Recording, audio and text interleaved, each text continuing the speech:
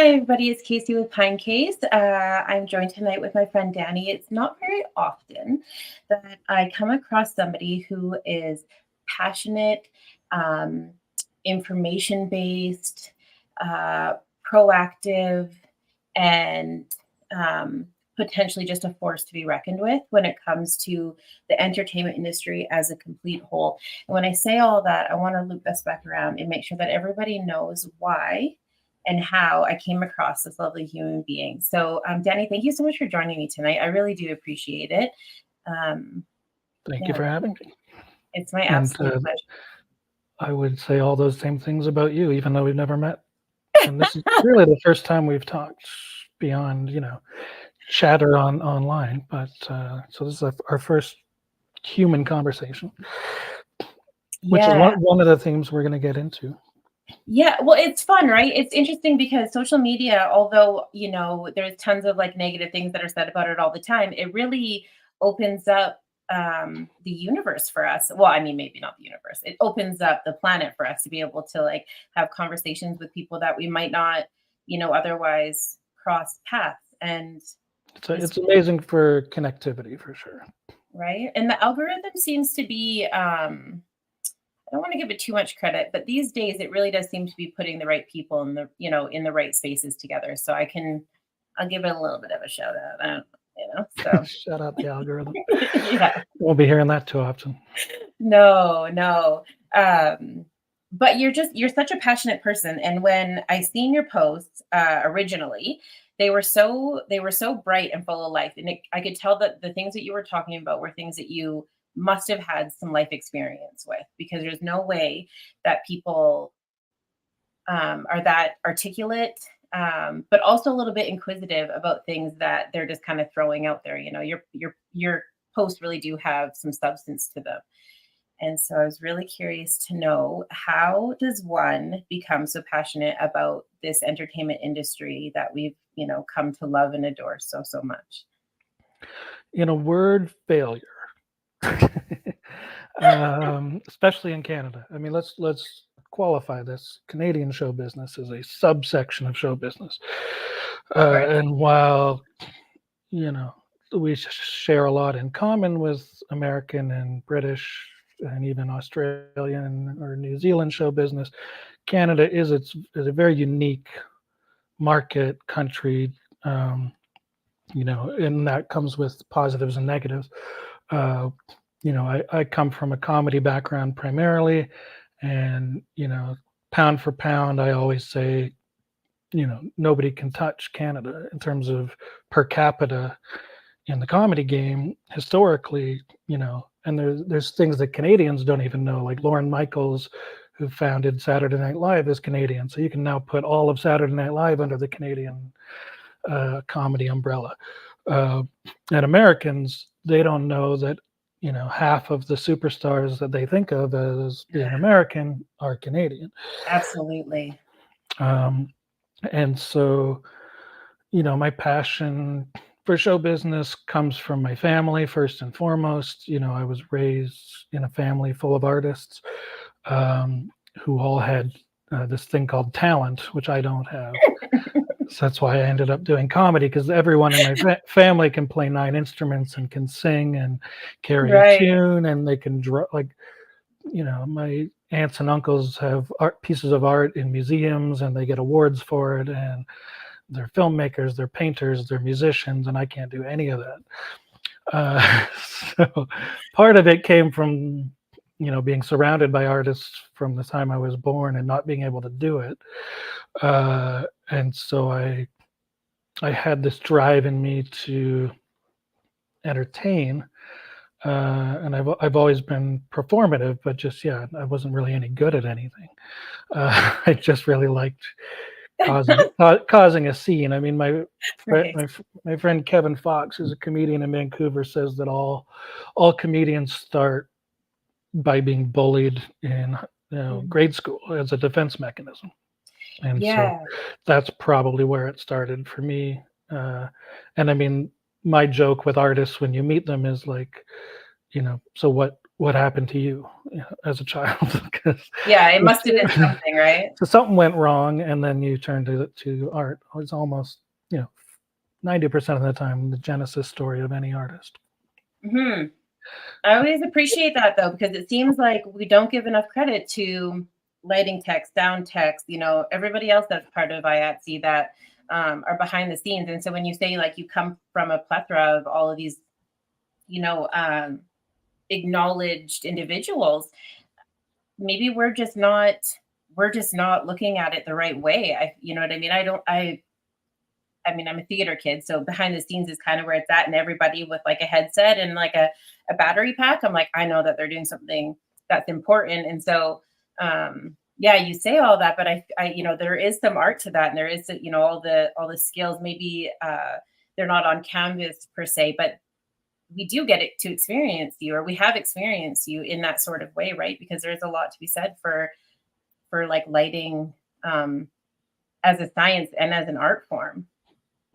Yeah, all the different things surrounding the artists, which collectively is referred to as the industry, but that is the problem with Canada. I mean, it's now a problem with the arts in general, but Canada especially. To get back to my genesis in the arts, I started trying to be a lot of things. I wanted to be a sketch comedian.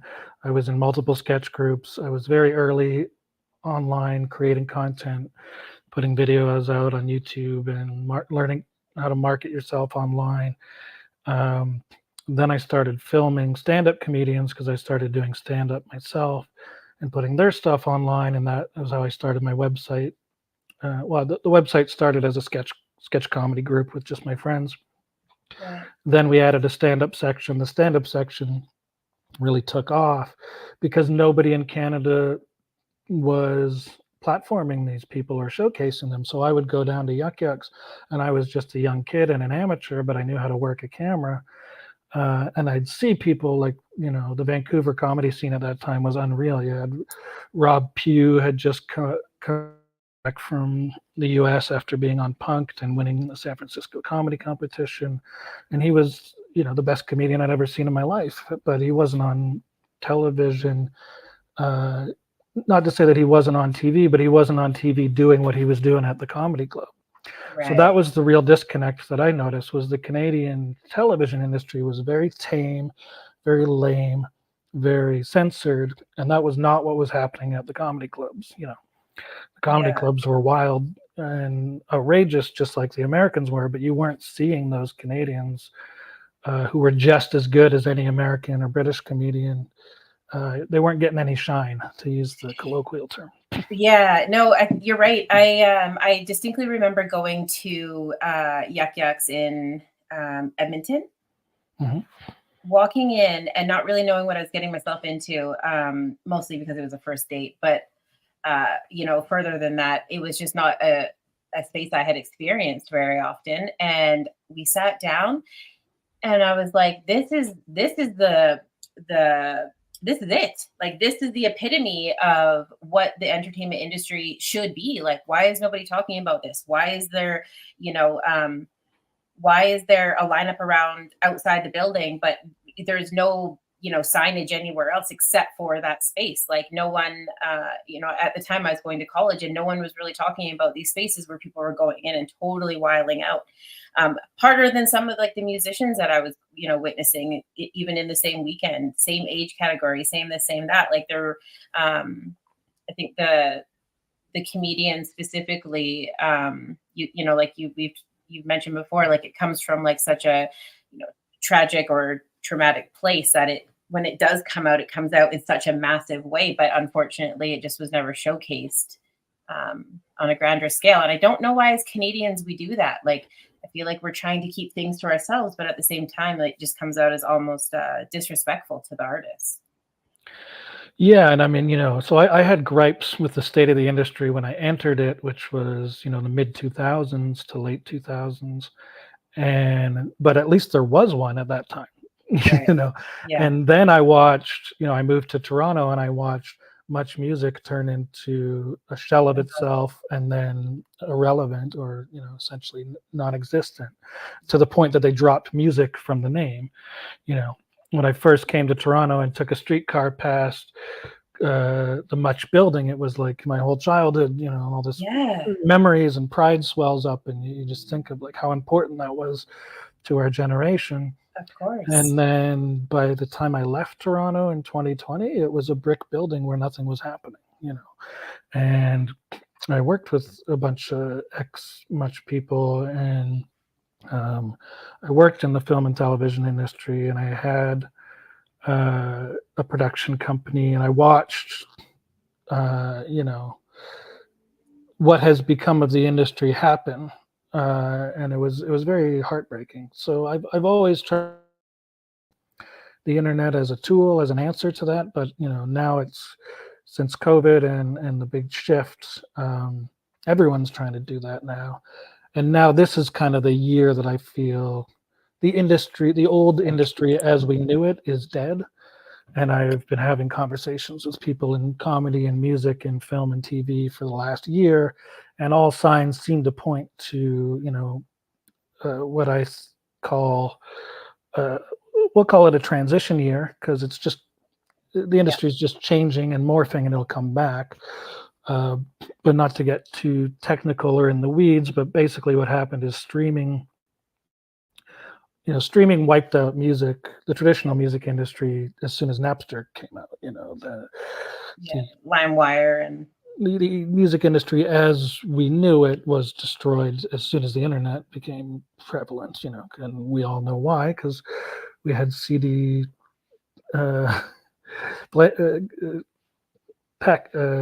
cases full of blank CDs that we didn't pay for. Right, yeah, burning them, and like the Jiffy marker was like a solid thing, like MP3 player or whatever. Yeah. But then Spotify comes in and says, okay, we're going to do, and so this happened with everything. So with music, it's Spotify, and Apple Music with TV, it's Netflix. So the digitization of content. The problem is that the average person probably doesn't understand is those are not profitable businesses. And even after 10 years, now the only person they're profitable for is their CEO and their shareholders, Right. not the artists. The artists are being exploited. Probably even, I don't know how it's possible. Somehow it feels like even more so than when their stuff was just being stolen. Because at least there was some sort of democracy of like, good stuff got stolen and passed around, whereas now you've got gatekeepers again, and they're platforming stuff and pushing stuff on the public that's just not, generally not that great. And you just have, giant monopolies, a handful of companies owning everything, have too much control, too much power, too much wealth concentrated at the top. So the same problems we're having in society are being mirrored in show business.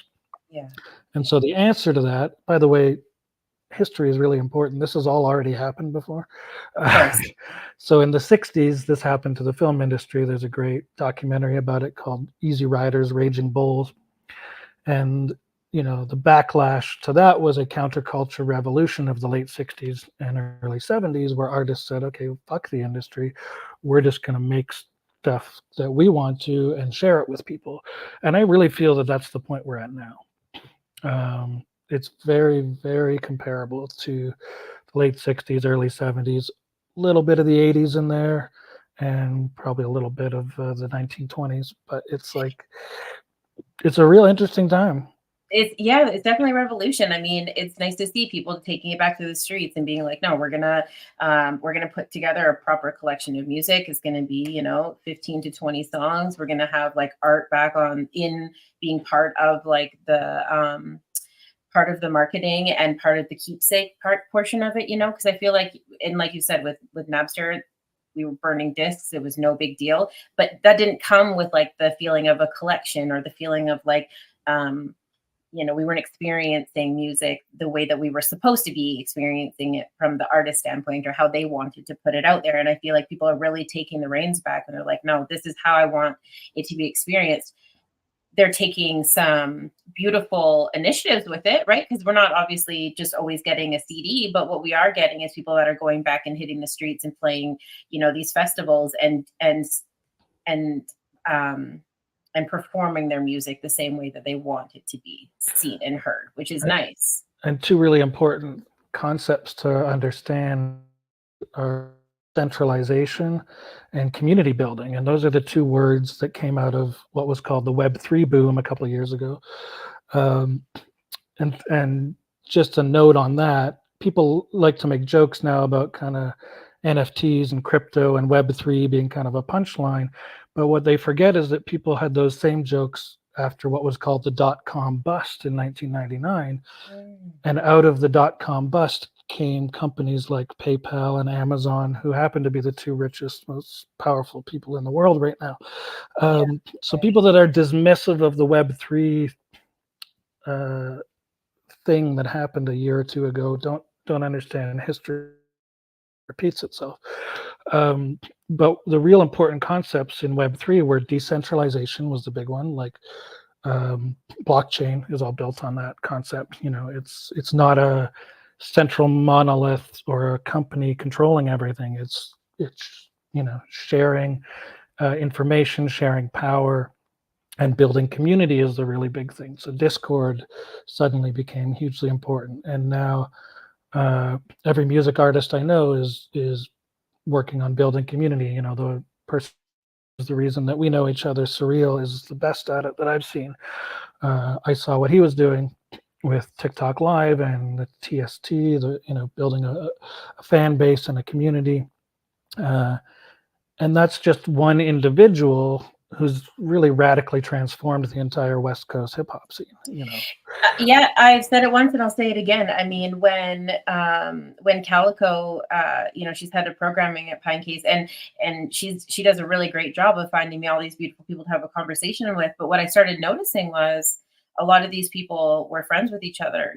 They were mutual friends on Facebook. They were already having conversations with each other, and I was like, okay, either we're getting lazy in kind of scouting these people out, or there is a really massive sense of community in the hip hop scene right now, and maybe in the West Coast Canadian entertainment scene altogether. And thank goodness it was the latter, because I mean, even in we have a guest coming on who works specifically in healthcare and not in the music industry, and there was some crossover there, because of Surreal's day job. But it wasn't just it wasn't just music. It was a community as a whole, because he sees the value in people not just being, purchasing of content. They're not just purchasers. It's not just purchase power. It's like everybody has a space and a purpose and a reason for being there. So he honors them, the same way that he might highlight, Mo Mashiri. He highlights, somebody who's just casually doing something cool. And I really appreciate that about him. I pushed him to come on after a show that we were, we helped produce, CR Live Streets, because he had an opportunity to, I don't want to say insult, but he had an opportunity to maybe be dismissive to a community member. And it's not necessarily a community member of his at the time, but it sure became one, because, this guy was grooving and having a good time, but some would have maybe looked at it as like a high risk situation, or maybe he was intoxicated, or maybe he was, having a medical emergency. And once Surreal kind of navigated through what he needed to navigate through and realized the guy was just having a good time, he actually added them in as part of the situation. He treated him the exact same way as he treated everybody else in the audience, which was to bring them up and to be part of his space. And what it did was, instead of people being like, what's going on with that guy? Like, why is he drunk? Is he drunk in public? Like, what's happening? As soon as he deemed it as safe, all of a sudden they were dancing together. Everyone around them was like, oh man, that guy's kind of cool. Okay, wait, is that Uncle Ernie? Man, that guy's like, now he's Uncle Ernie, right? And so there's tons of opportunities, especially as artists, where they could, call security over, or just, physically dismiss somebody, and that's going to have a chain reaction on how the community then deals with that person. But he didn't. He was kind and gentle, and it ultimately had a positive effect on his show because the show went on and everyone had a great time. And yeah, it caught me completely off guard because unfortunately, that's not always the case. But yeah, like you said, uh, he does make a great and beautiful point of being inclusive to people for a multitude of reasons. Yeah, and I mean, I'm just thinking back to even how him and I met in the first place. A lot of that's because he spends a lot of time in the music festival culture, not just hip hop culture, but all music festivals. And that's how we met, was my friend from high school, Colby, who does a lot of video work and has done some, a fair amount of music videos with Surreal. Mm. I was working and actually living at Colby's place, and we were working on releasing his documentary film called Going Further, which is about the late 60s and the counterculture movement and the creation of music festival culture, basically. Oh, that's cool. And Surreal was over and they were editing the finishing touches of the Gift of Gab music video in Oakland. And Colby just said, "Hey, do you want to see this music video with Gift of Gab?" And Gift of Gab, for those that don't know, was the MC for Black Alicious. Black Alicious, Blazing Arrow was one of the most important albums for me and my friends in high school. It was, For a lot of people, yeah. the soundtrack of my teenage years. It was a very, Right. very important artist to me. He's in my top 5. And so I said, "Oh, well, of course I do." And immediately I also thought, who the fuck is this, white kid from the NIMO that's doing a goddamn video with Gift of Gab? Who the hell are you? Yeah, right. Yeah, what's going on around here? Very cool. And then a few days later, we have this weird multitude of connections. We were born on the same day, June 20th, 5 years apart, at the same hospital, St. Joe's in Comox, where my mom worked her whole life. And so we'd never met before that day, but we were just like kind of long lost island twins, and pretty much been friends and working together ever since. But it was that intersectionality of art. Like I had never worked in the music industry. I was working with a certain ex Much Music personality on a project at the time, but that was about as close. And then I have a documentary film I'm working on in Los Angeles that is about a rock and roll band. And so I had started to dip my toe into music, but I really only started putting serious time into music around 2020 when I met Matt. Right. Okay. So he was it was a little bit of like, well, I mean, sometimes it takes having like not necessarily somebody with the same birthday, but maybe sometimes that's all it is to like have a proper shift in your interest, right? Because once you make a friend over something and then have some, I have a hard time not calling it synchronicity because I feel like people are put in your path for a reason, and then sometimes we need that like reassurance to kind of lock it in that like it is intentional, right? And a lot of the times it's birthdays or anniversaries or like things like that, or hometowns or favorite songs or favorite colors, or you both had a dog named Spot or something like that, and then you like kind of justifies like the feelings that you're having. But yeah, it's neat when there's kind of a pivotal moment that changed the trajectory. So then why stay with music? Like you're just like, this is I was really I mean, I've always loved music, and truth be told, I mean, I started my comedy career doing hip hop parody songs.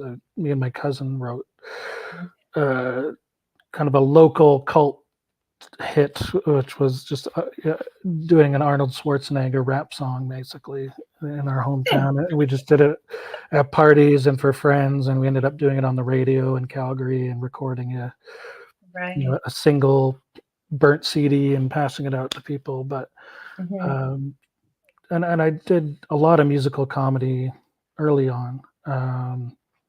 But hip hop has always been hugely important for me. That's a really niche market, like to do like hip hop parody comedy.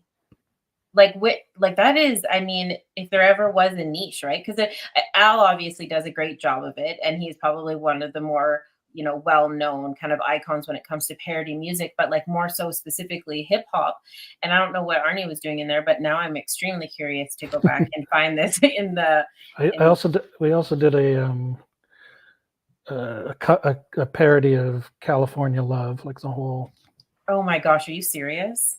We one yeah, each of us did a verse, but so I started as a duo act with my cousin. We would write since we were kids, and I mean, my mom brought me home like a tiny little 8mm camcorder, and we would just run around filming sketches, So, and we'd always be writing these parody songs. So that was the bread and butter of TooFar.tv when we started, was parody songs, but they were kind of X-rated.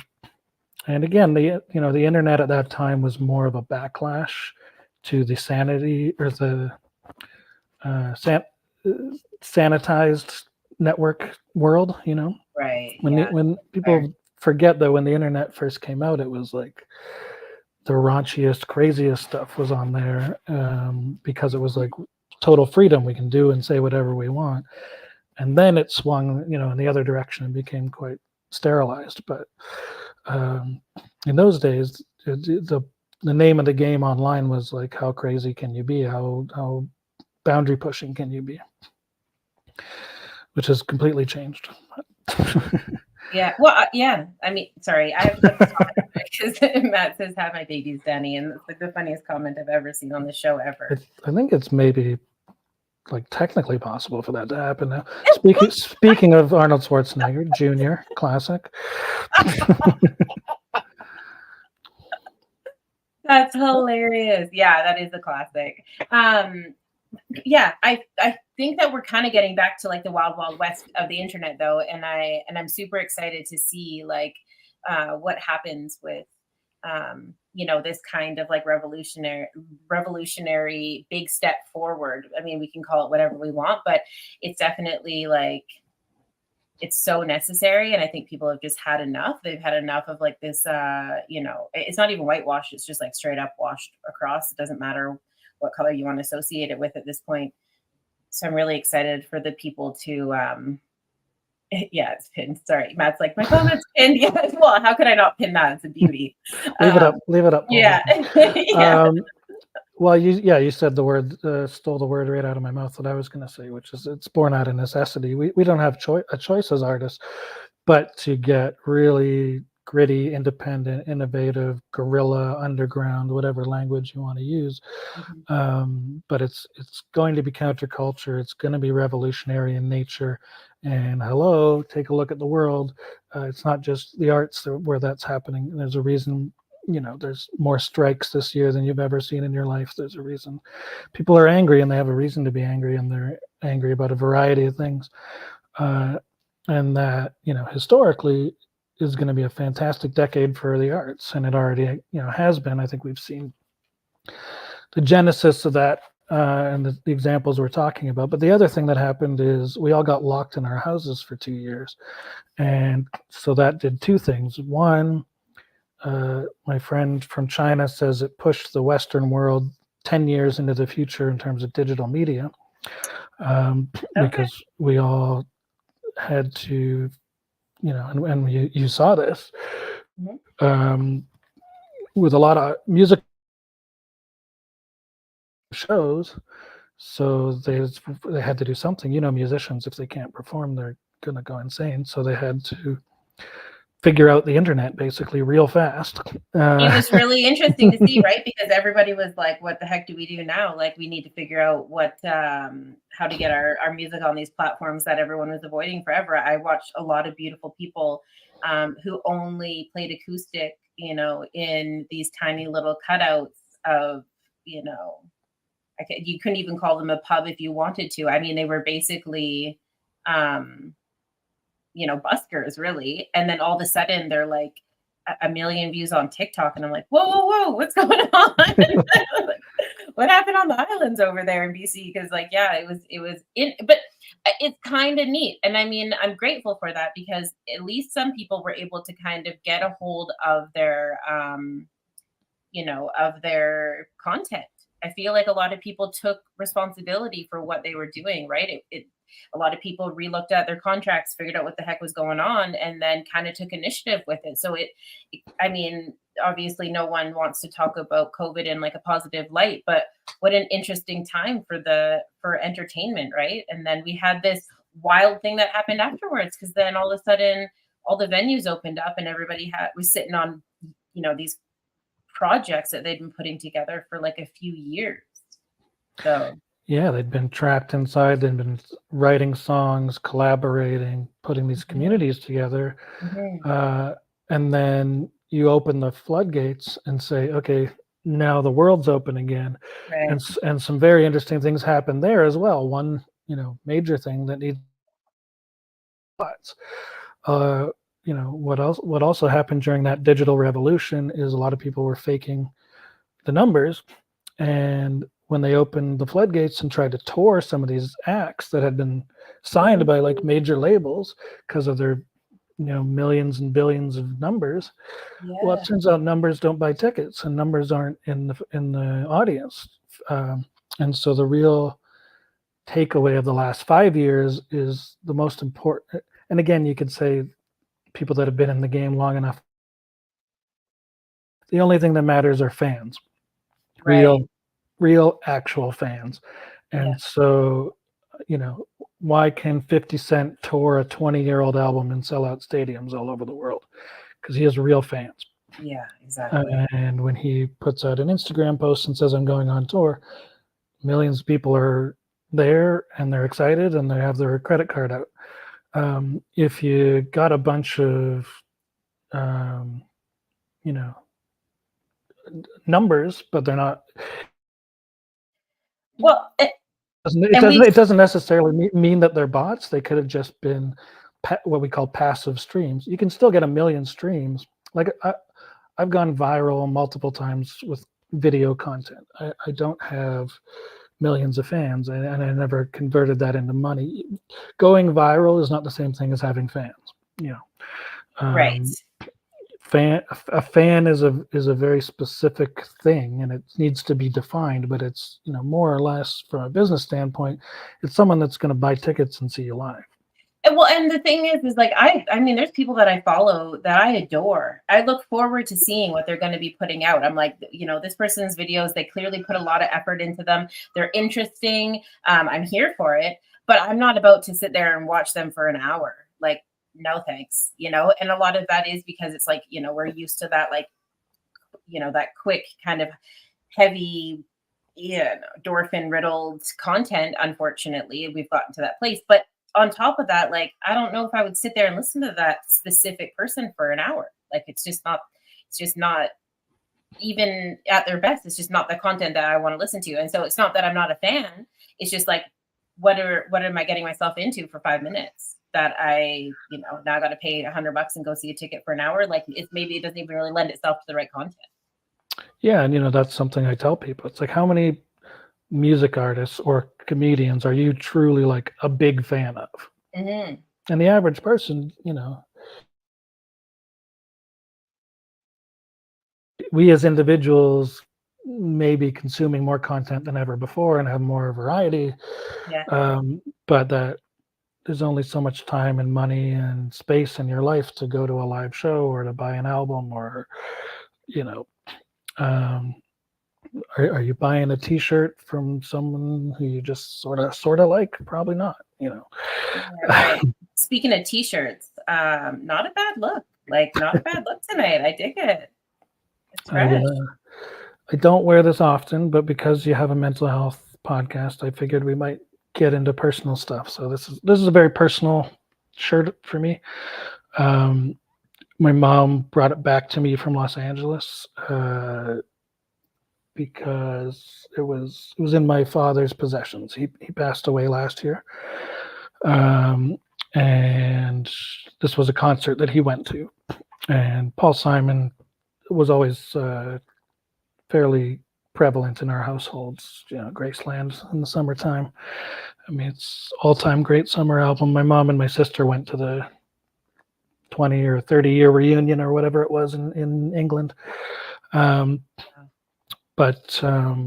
yeah, I don't know if you want to dig into the mental health and the personal and addiction side of things, but Well, I would love to have another example of a well-rounded human being who has gone through a few things. So if you are comfortable with letting us in on a little bit of your story, I would be honored and all ears. yeah, and I don't really tell this story, and one of the main reasons I haven't, aside from of course stigma, is so my father was diagnosed as a paranoid schizophrenic shortly after I was born. And one of the positive things I want to start with is that your podcast exists. Matt is able to tell his story. You're able to tell your story.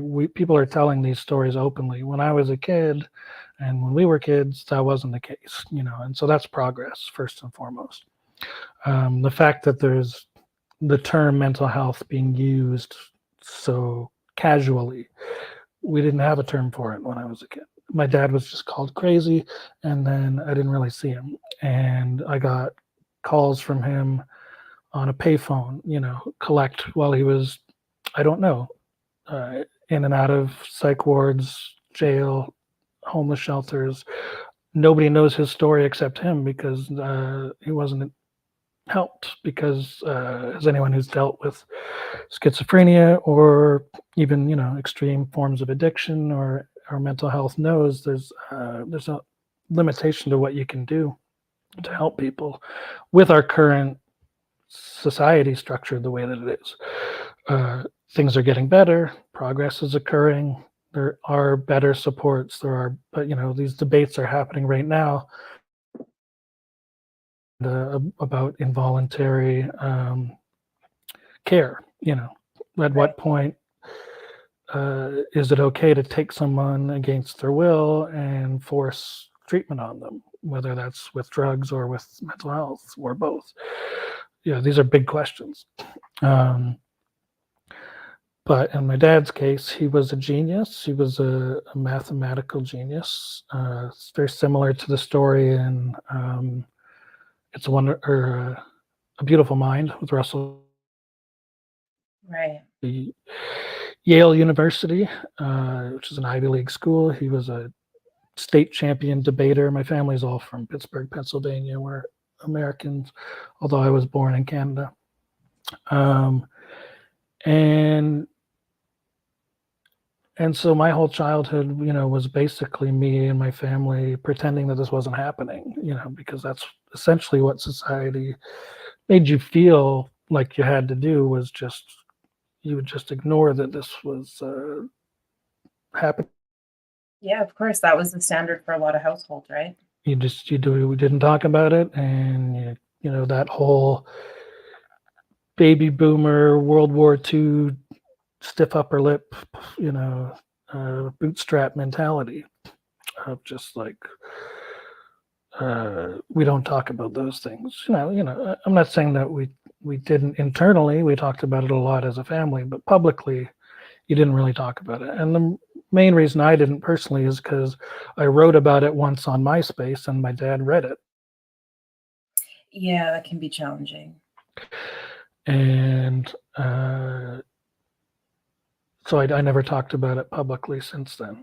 But I guess this felt like maybe a good opportunity to do so.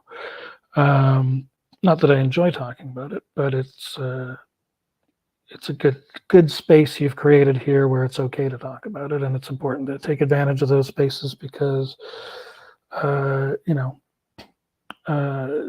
there's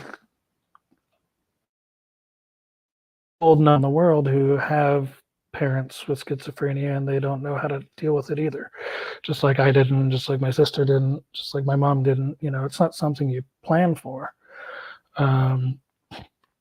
My sister used to tell me, you don't understand, we used to be like normal, and then this just happened. Like she sort of lived through the transition, whereas to me it was all I ever knew because I was born into it. But so anyways, the journey for me personally was I was always scared of my own mind. And this is something you come across with artists. I just call it artist brain now, but creative individuals have a connection to, whatever you want to call it, a spiritual realm. And that's, if you study the language that they use, they'll often say that they're channeling something bigger than themselves, So the artist brain is sort of like a bridge between, I guess what I would describe where music comes from. I call it the deep realm. Yeah, I always say there's a antenna. They have an antenna, or they're in tune with their antenna for sure.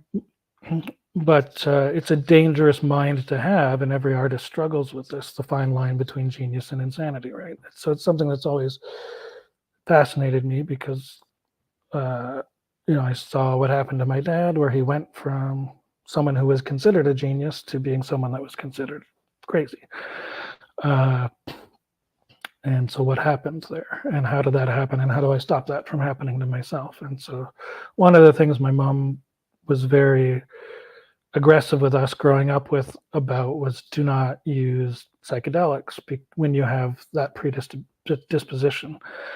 And so I never messed with LSD or psilocybin or anything too harsh drug-wise. I used a fair bit of cannabis, which was often like more of a frightening experience for me.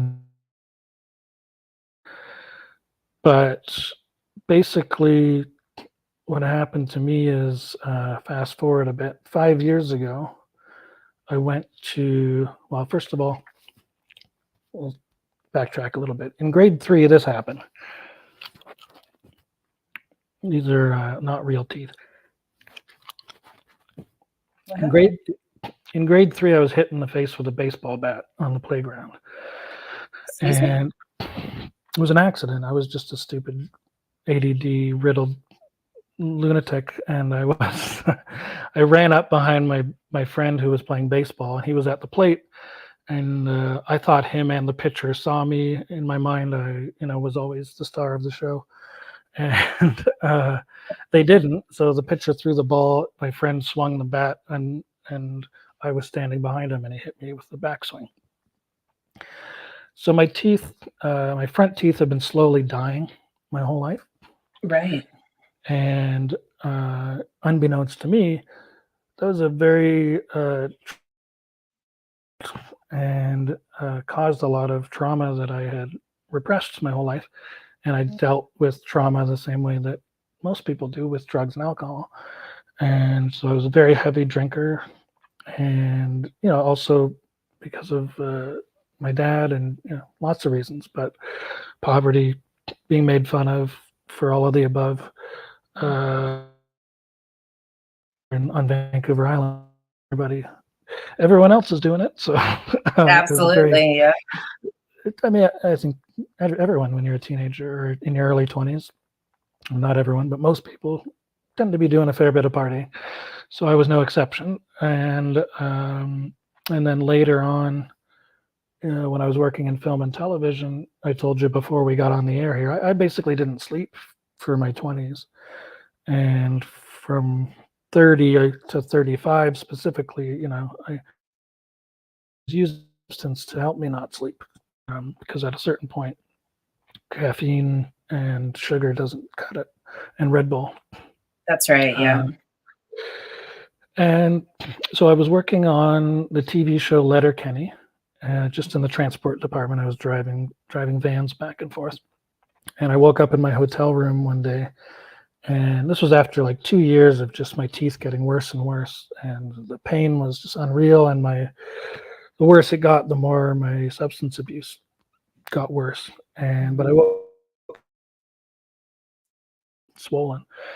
I had something called cellulitis, which is when your infection from your teeth goes into your skin, and at that point, it is fatal, and you could die at any time.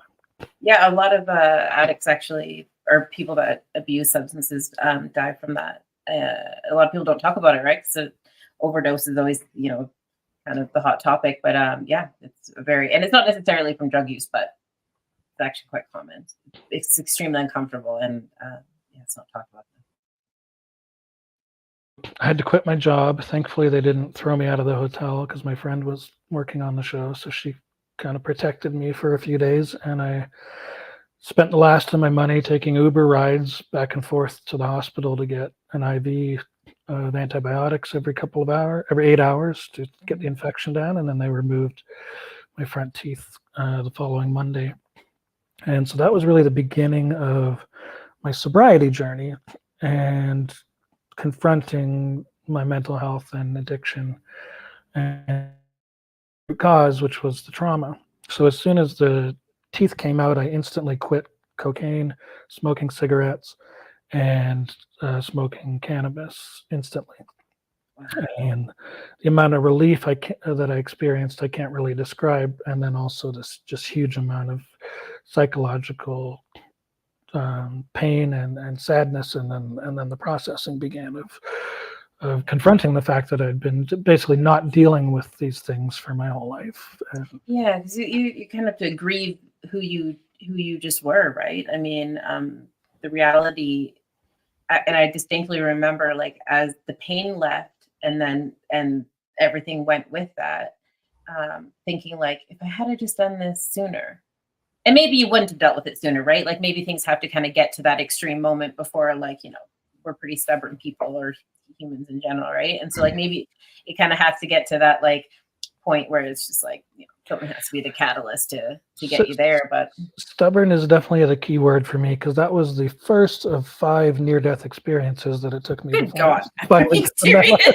That was just the beginning, and I only learned a few lessons, and I still had many more to come. Oh my goodness. Because I kept Okay. thinking I could just bounce back and go back to my old life, and I didn't understand yet that my old life was over and my new life was only just beginning. Um, so 8 months of very intense dental work at the University of Toronto dental faculty.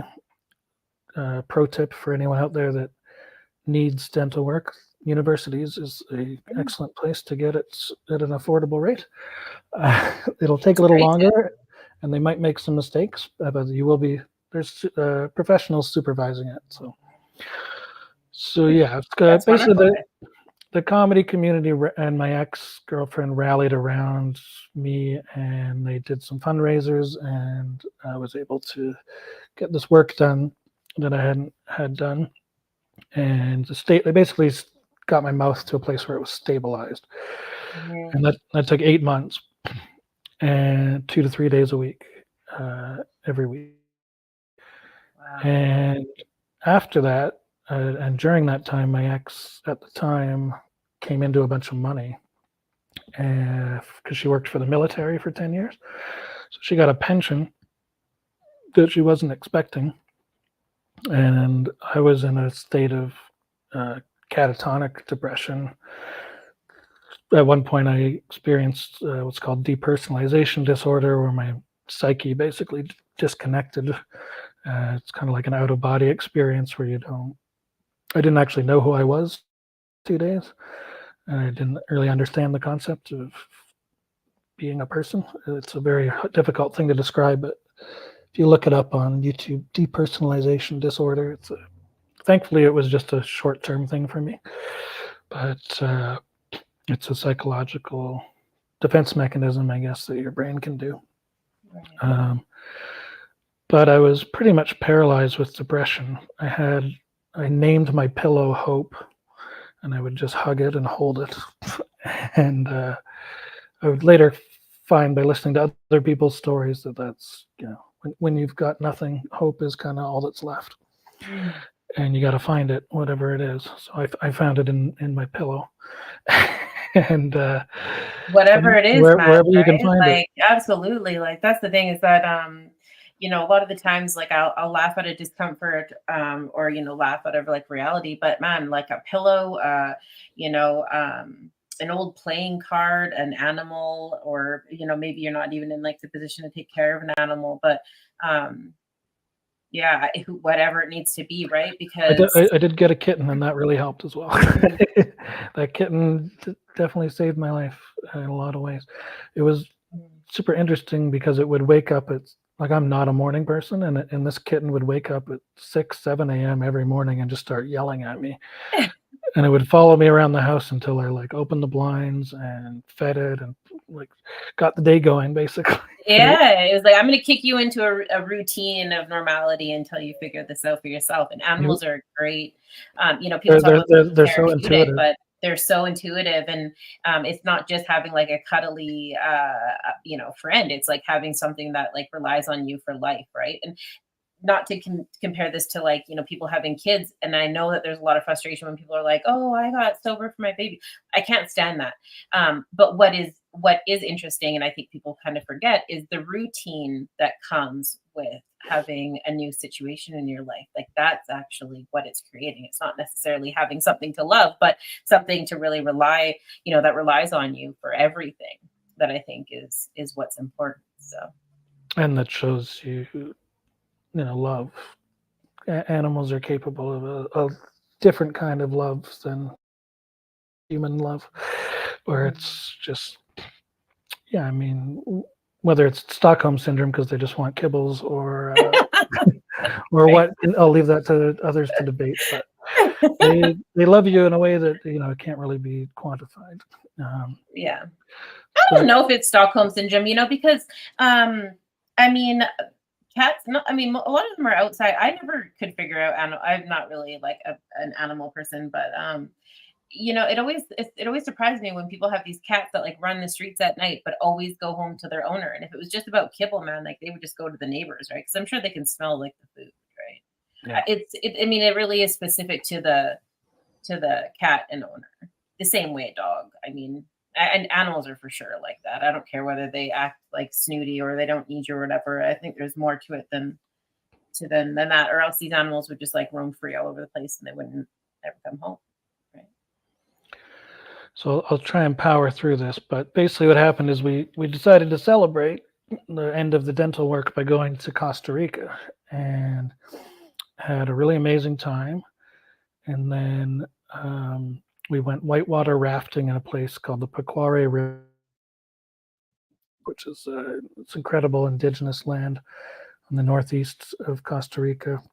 And unbeknownst to me, I contracted a bacterial infection during that whitewater rafting trip, which incubated for 2 weeks. So 2 weeks later, I was in a place called Montezuma, jumping off of waterfalls, having the best time of my life. Depression cured. Yay! I'm ready to take life on again. And the 2 days had gotten a mild fever, and then I started getting a fever, and then the fever got very not mild, to a debilitating point. We went to the local doctor, which was really just like a nurse in a very small room.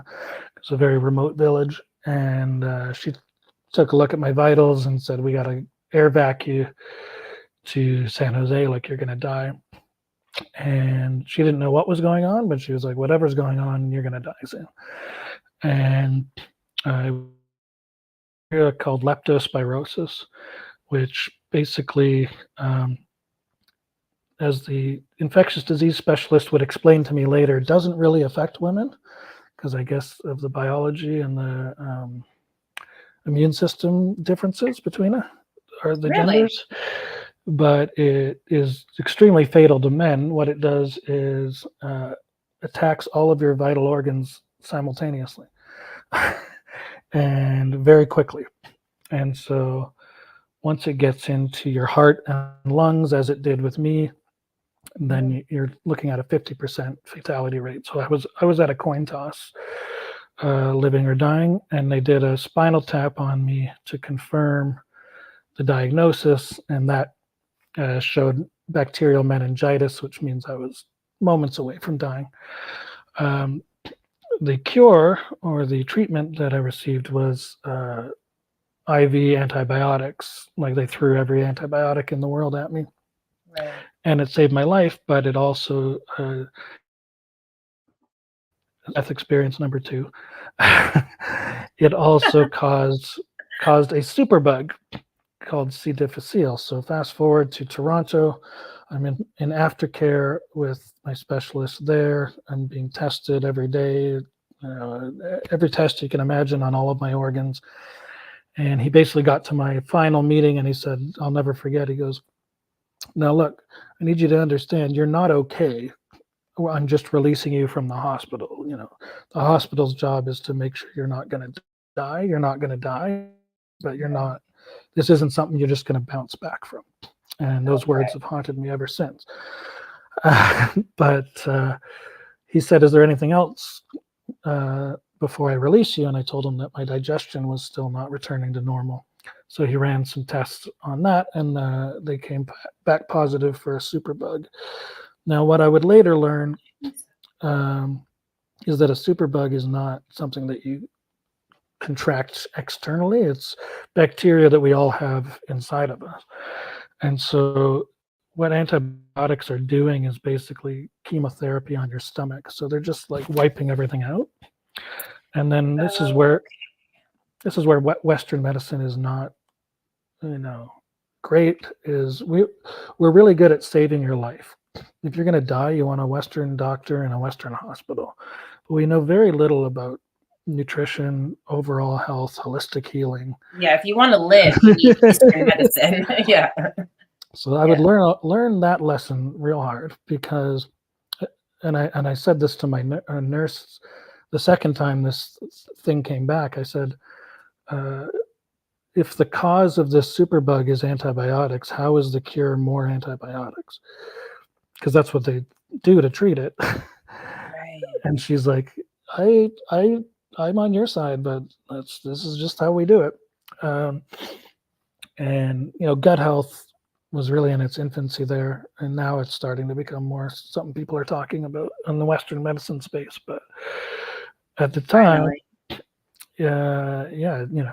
our system is primarily built on flowcharts that lead to pills or and the margin of like healthy is a lot different at a naturopath over like a GP. You know what I mean? Like I've taken the same blood work to both of those professionals, and they have had wildly vast different conversations. Like, yeah, I mean, wildly vast, different, wide, whatever, all of the things, different conversations. And it's mind blowing to me. And it is very much just the difference between Eastern and Western medicine. So I think we should probably put that on a t-shirt, right? If you don't want to die, you need Western medicine. But if you want to live, you need Eastern medicine. Like that's a pretty good summary. Yeah.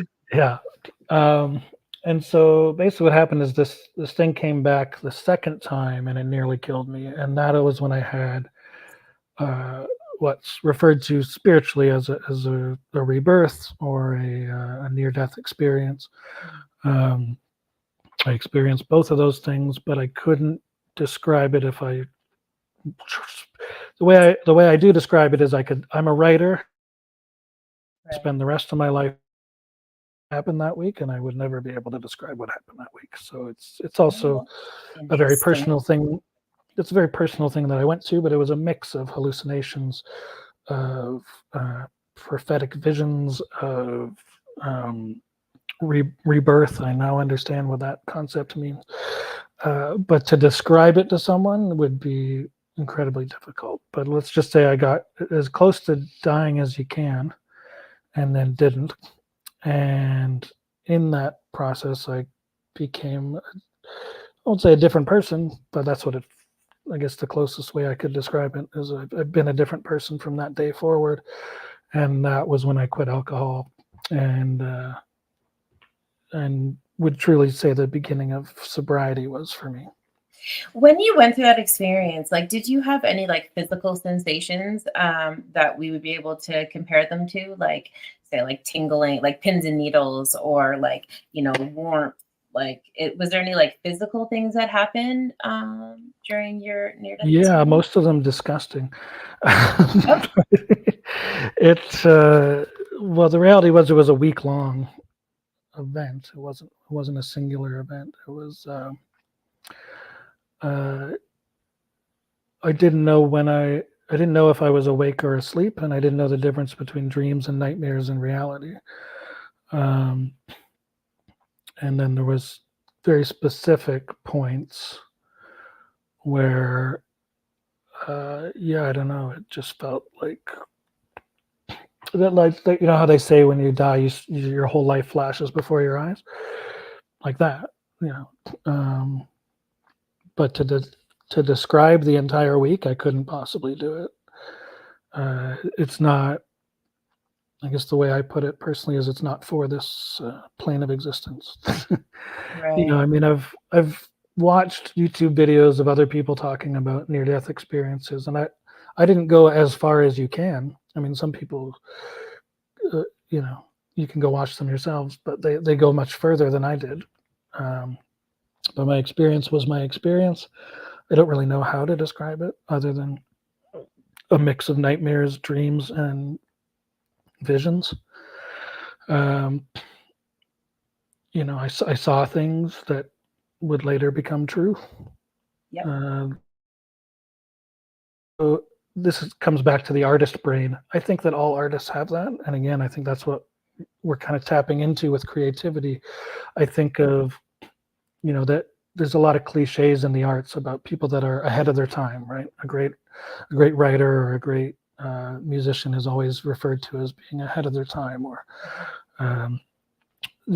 sometimes these brilliant, celebrated artists like H.P. Lovecraft died penniless because nobody could even relate to how great their art was while they were alive, and then 50 years later, everyone discovers it and is like, "Wow, this person was incredible."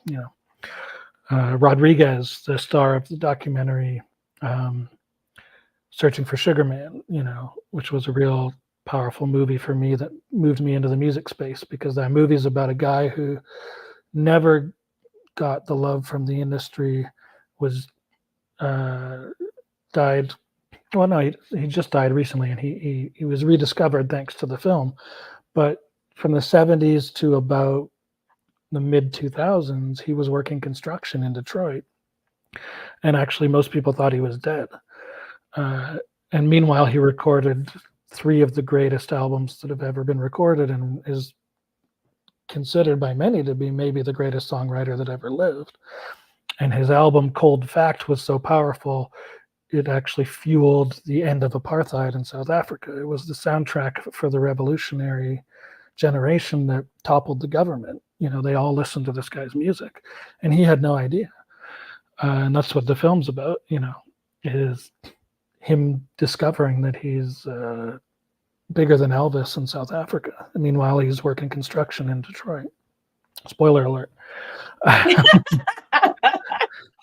So that was a really key thing for me, moving me to music, was because comedy and film and TV weren't as international. Music is truly global, and is so powerful that one singer-songwriter can change the course of history and not even know he did it with one album.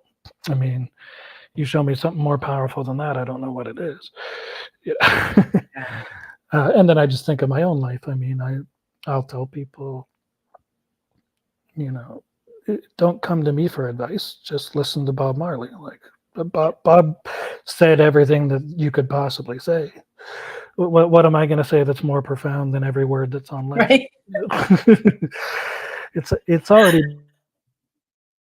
Well, I don't know. Kanye West tried. Like, his execution was fucking terrible, but he tried, right? Like, yeah. It's interesting because there is people that try, and not to take away from, like, I mean, the greatness that is him as a music producer. I would never take away from him. Personally, I'm not a huge fan of him musically. I think he's an absolute genius, but that's neither here nor there. But it's interesting when you see these people that we dismiss as, kind of crazy, like, this guy's lost their mind, and it's so hard to, like, watch that, knowing what I know or experiencing what I've experienced. And I'm sure you probably feel the same way. You're like, yeah, what he's saying kind of makes sense, though, like in the same way that like what Charles Manson was saying there towards the end of his interviews, like, I mean, he's not wrong.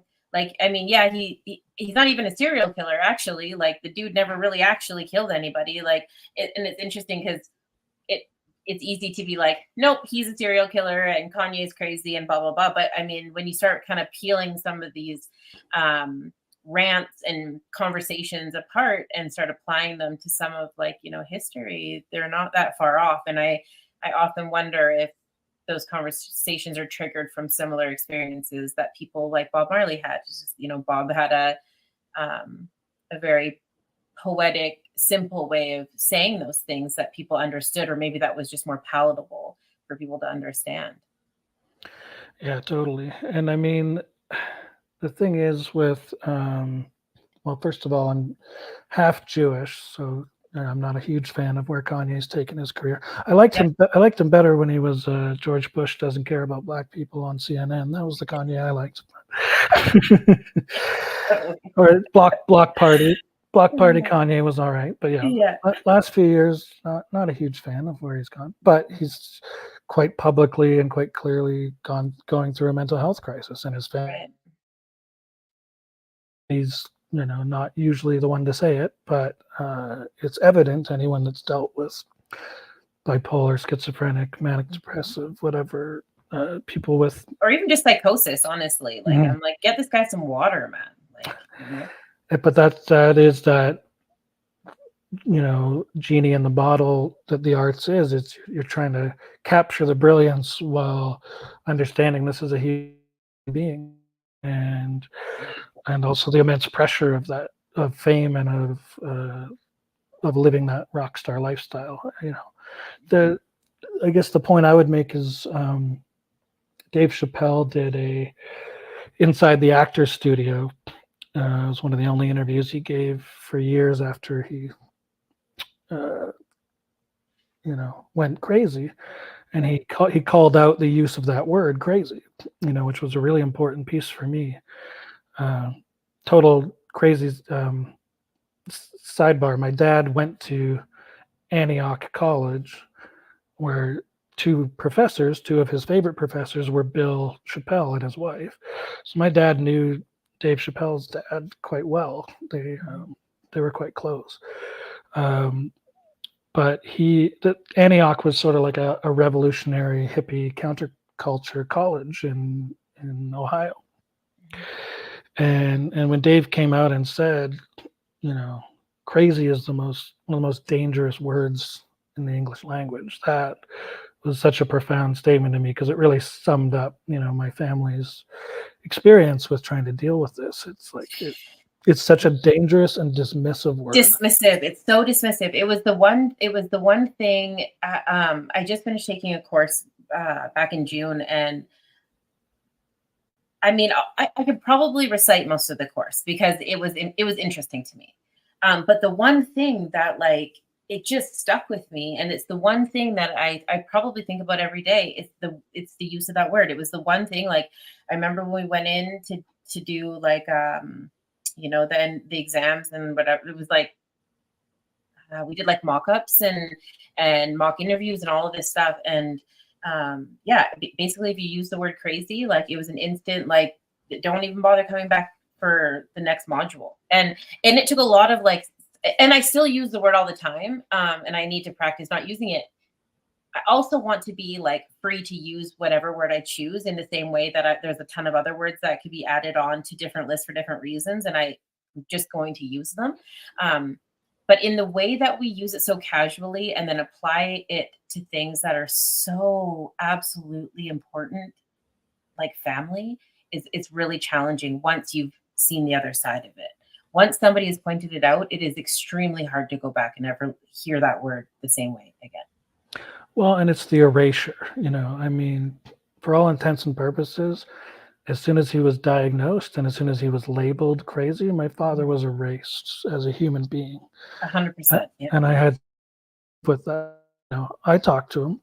He called me, and my mom, to her credit, always made sure that he still had access to us, and we spoke to him over the phone. but his life was destroyed, and he was not able to exist in this society because of his diagnosis. Because we just don't have any answers right now, other than incarceration, or forced medication, or all sorts of things that generally don't. They're short-term solutions, and again, we're never dealing with root cause. Back to the Eastern philosophy versus Western philosophy, we're mandated actually by the stock market to think in quarter terms of 4 months at a time, and growth and profit and money, and that is what our whole Western society is built on. Oh, straight from kindergarten, right? We learn the seasons, But we are not ever talking about root cause or trauma, or why are these things happening? Why is somebody crazy? Why is somebody addicted? And so there's very little compassion, again, with the stiff upper lip mentality. Pull up the bootstraps, get it together. It's like you can't pull up your bootstraps with psychosis. The person who's experiencing it doesn't even know, again, if they're awake or asleep, or what the difference is. They're living in an alternate reality. They're in a full episode of The Simpsons. What are you trying to and I've always found this so interesting, especially with psychosis.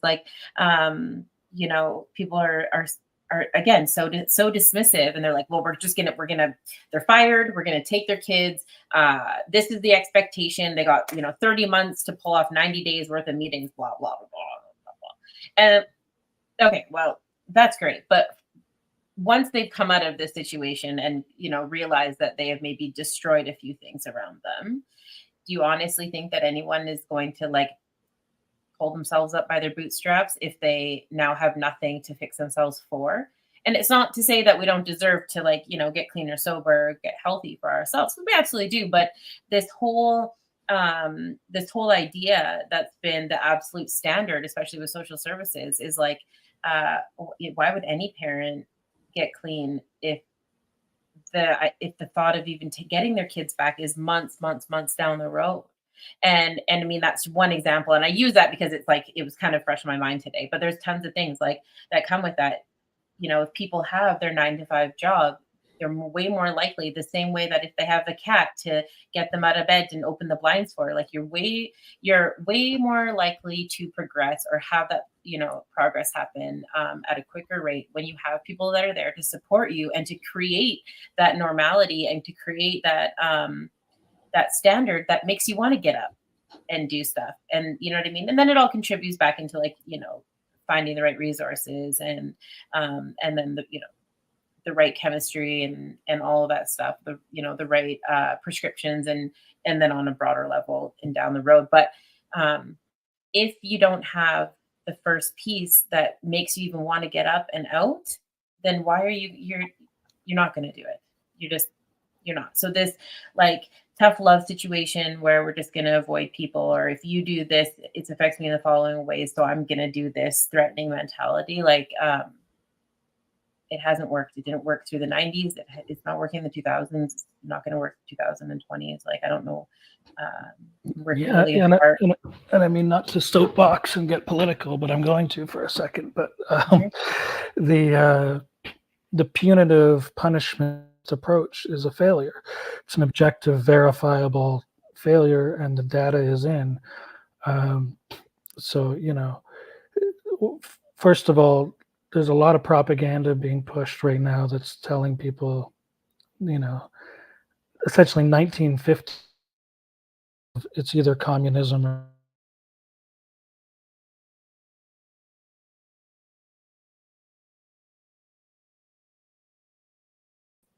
I think I cut out. Sorry. Yeah.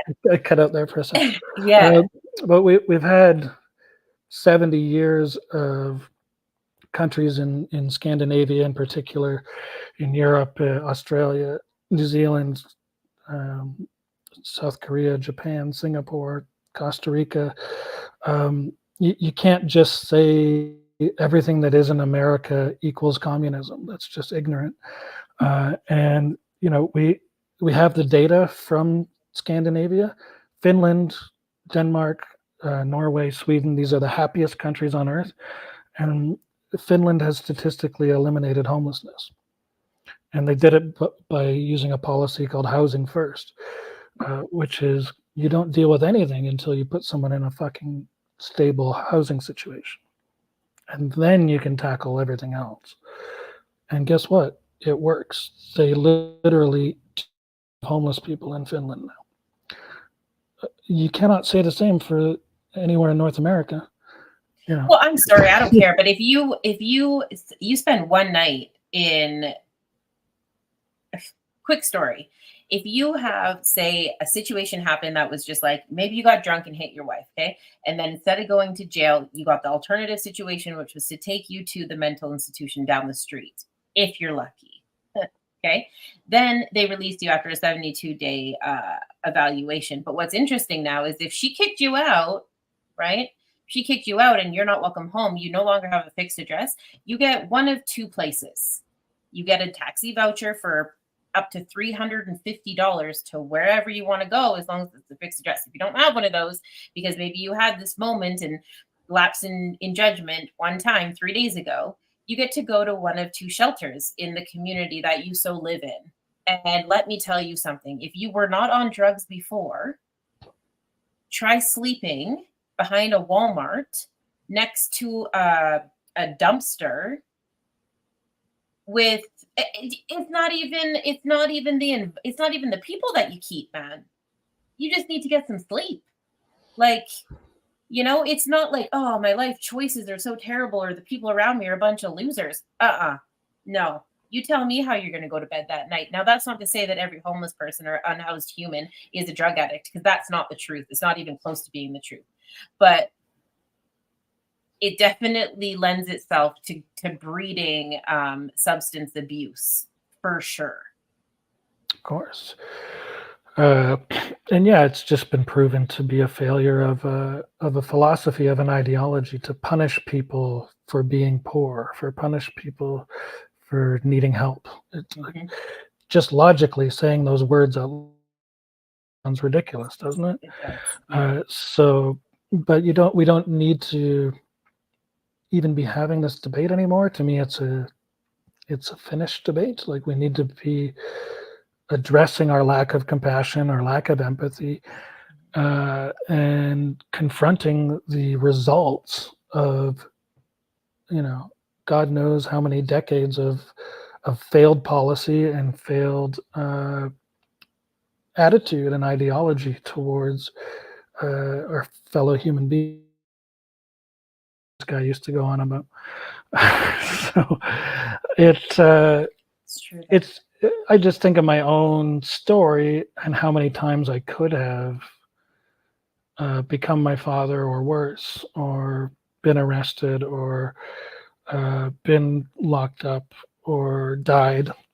And what did I really need that would have really helped my life? I needed to go see a dentist when I was 22. And this is the thing, again, people don't think about in our society with root cause and effect. They'll say things like, and that's going to cost a fortune. You're already paying for it in the emergency room. Go talk to my mom worked in hospital her whole life. Go talk to an emergency room doctor about how sick they are of patients coming in with dental problems and clogging up the emergency room with something that could have been dealt with a lot cheaper and a lot earlier and with a lot less pain. And I mean, if you've never experienced like true dental pain, it's debilitating. It's debilitating. It's completely, there is no something that triggers a mental health crisis. 100%. Trust me, yeah. 2 years of being in constant tooth pain will send you to a place that you can't even comprehend where you are. Yeah, Alberta actually has, and they're starting to catch on, but they don't really have the epidemic that BC has. So Alberta, you can actually get dental and medical coverage without having to be on income assistance. So you can, So you can work a job, but if you can't afford medical and dental, then they cover it under the same like Income Assistance Act. It's actually assistance for your income. No shit.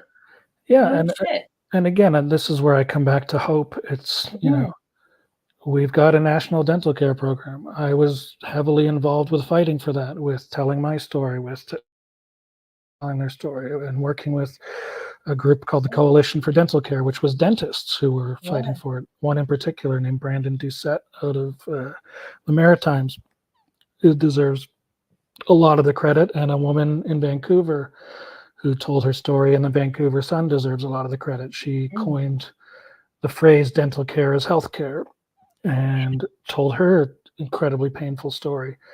And that was what I learned while I was getting those treatments done in my hotel room, as I was reading about thousands and thousands of other people, and many of them had other disabilities, had other challenges, and the teeth were just something on top of it. And so just the fact that we're at least having these conversations now is heartwarming for me, but we have a long fucking ways to go. Yeah. It's just absolutely. it's just like the beginning of the start of a conversation. Yeah. But take a look around. The results of short-term thinking, of not having compassion and empathy, and of telling people that their lives aren't valuable because they're poor or because their housing situations. I mean, now it's reached a point where everyone's housing situation's unstable, so we have to talk about it. Yeah, exactly. Yeah, it's It didn't need to get to this place before we finally started addressing it. Like a North America-wide crisis could have been avoided with just dealing with some of these things. Yeah, we're definitely headed in the right direction. It feels frustrating because obviously when you've lived these experiences, it's a lot easier to be like, how is no one noticing them? And but I have noticed a lot of doctors, and even more specifically, in even just like in the opioid crisis, there's like methadone doctors coming out and talking about it, and that's one example of many. So people in like specific to their industry are starting to come out and explain that there's like maybe one or two fixes to each situation that would have a massive contribution to us living this better life. And, like you said, Europe is already, they're a great example of what we could be doing because they got a jump start on that like 30 years ago or whatever. We had the opportunity because this isn't the first time that this has been a conversation. Like, I mean, we all kind of heard about it through the wings, right? When we all took DARE program and stuff. I mean, the conversations were happening 30 years ago. But like you also mentioned, I feel like now we have a great example. We have Europe. We see what it could be, and it's just too close to people's comfort zone now because it's not just the town, weirdo anymore. It's like the nicest, admin lady that used to work at the dentist office who is like ODing on your in between your cars at Walmart in the parking lot. Do you know what I'm saying? Like it's too close to everyone for it not to get noticed. It's my cousin who overdosed a few years ago, and we had to bury him, and he's only a couple of years older than me. And it's at this point, if you don't know somebody who's died of an overdose, I'd be shocked, or multiple people. I did find like a group of people that don't necessarily have this in their life, and it was very strange to me. Like it was very strange. And shout out to the people who are living on the 100-year farms, who are the breadbasket of Canada, who are our blue collar sector, our farmers and our cowboys and all that. I mean, honestly, they really do make this country go around in some aspects. But yeah, there is still a few of them, which kind of gives me a little bit more hope because as the stories come out, some of those people, I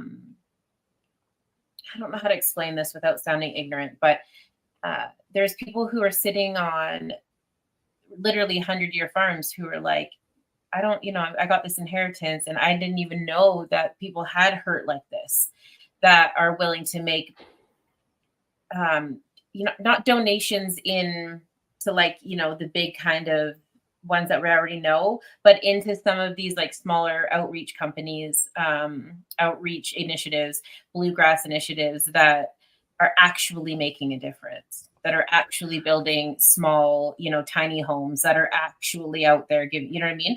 And so I think the combination of people who have gone through it, like us, who can tell the stories, and then people who find it so shocking that they feel like they need to do something about it. Like there still is that duality that exists. And I think we're finally coming together in such a smashing way that I'm actually a little bit excited to see what the next, decade brings for movement in this topic specifically. Yeah, well, it goes back to our music conversation. It's decentralization and building community. In the 60s and 70s, they called it the Back to the Land movement or the hippie movement, but it was a spiritual revolution, and we're long overdue for one. And we've been living in a intentionally non-spiritual world. And an aggressively anti-spiritual world, and it has not worked. And we were warned that it wouldn't work, and we didn't listen, and we killed the people that told us because we wanted to make money. But on that note, the answer is always, the old quote, Margaret Mead. Never underestimate a small group of people to change the world, because that's the only thing that ever has. I mean, it has to be about small communities and groups of people getting together, talking, sharing experiences, and finding solutions at a local level. If you're sitting around twiddling your thumbs waiting for somebody in Switzerland, a bunch of people in private jets to solve your problems, well, you're already too lost. Yeah. You got to look down the street and figure out what Cat Williams really set the tone for the year with his interview, and the most powerful part of his interview was saying, live every day like it's your last. And I learned that lesson the hard way by spending at least 2, if not 3 years thinking every day might be my last. Right. And when you have been that close to death, and when you've genuinely faced your own mortality repeatedly, you don't take life for granted anymore. You don't waste time. You don't waste days. Because I still have complications, and I could drop dead tomorrow. I had not a complete, but a very strong recovery a few years ago. And then one day I went for a walk that was too strenuous, and my heart gave out. I've collapsed in a ditch, and that was near-death experience number 5. Last January, I was rushed to the hospital. They ran 8 months of tests on me, and they don't know what's wrong, but something's wrong with my heart. And I had to stop doing physical activity, performing comedy, and I had to go back to square one of my recovery again. And so, I now literally take every day like it's my last, because I went through years of not knowing if it was, and genuinely not knowing if I was going to wake up when I went to bed, or what was going to be wrong with me tomorrow, because there was so many complications. You've had that experience. You don't treat life lightly anymore. And it's stressful, but it's also teaches you to embrace the serenity prayer, right? Things you can control, things you can't. And you just get very methodical with things. And it's just like, okay, a big breakthrough for me was when I realized that under the umbrella of things you can't control is a huge sub-umbrella called other fucking people. And once you figure that one out, life gets a lot less stressful. Yeah, exactly. Because you just go, oh, there's a person conducting themselves a certain way. Yeah. I have no control over that. That's what they're choosing to do. And so that's got nothing to Yeah. do with me. Yeah, not interested. That is so funny. It's so maybe it takes near death experiences, I'm not sure, but once you harness that power and man, what a refreshing thing to happen because I remember distinctly the day that I no longer gave a fuck. And it's not that I don't care, because I absolutely do a lot. So much so that I am not interested in doing that with people anymore. You know, I really value my time. It's super important that I value my time. And that doesn't mean that I'm not here to serve people because I know my position in life and I know exactly what needs to be done. And I'm totally open to experiences as they happen. I genuinely enjoy the journey, you know.